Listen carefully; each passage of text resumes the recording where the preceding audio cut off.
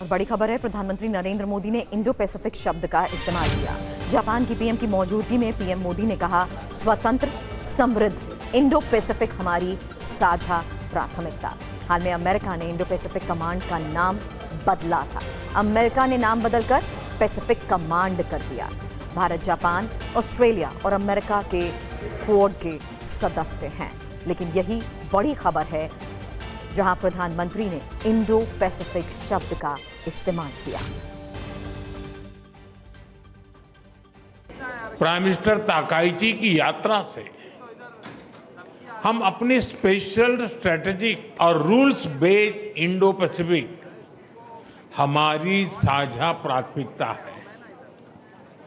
क्षेत्र की सबसे बड़ी डेमोक्रेटिक और मार्केट इकोनॉमीज के रूप में आज हमने कई महत्वपूर्ण पहल की हैं। इनसे हम मिलकर पूरे क्षेत्र में शांति, स्थिरता और प्रगति का मार्ग प्रशस्त करेंगे। मनीष मेरे सहयोगी हमारे साथ है। मनीष, भारत और जापान की ये साझेदारी और इसी दौरान इंडो पैसिफिक का इस्तेमाल करना, इंडो पैसिफिक शब्द का इस्तेमाल करते हुए क्या मैसेज? देखिए, शेक्सपियर ने कहा था कि नाम में क्या रखा है, लेकिन नाम में बहुत कुछ रखा है। वो इसलिए क्योंकि जब आप चीन की चुनौतियों का सामना करने के लिए गठबंधन क्वाड के नाम से बनाते हैं, जिसमें भारत, जापान, ऑस्ट्रेलिया और अमेरिका उसके सदस्य होते हैं, तब ये धारणा होती है कि पैसिफिक कंट्री और इंडियन ओशन वाले कंट्री दोनों मिलकर चीन की चुनौती का सामना करते हैं। लेकिन ट्रंप तो ट्रंप ठहरे, उन्होंने इंडो पैसिफिक कमांड का नाम बदलकर पैसिफिक कमांड कर दिया और अपनी प्रायोरिटी बता दिया कि उनको चीन से लड़ने की, चीन का सामना करने की हिम्मत नहीं है।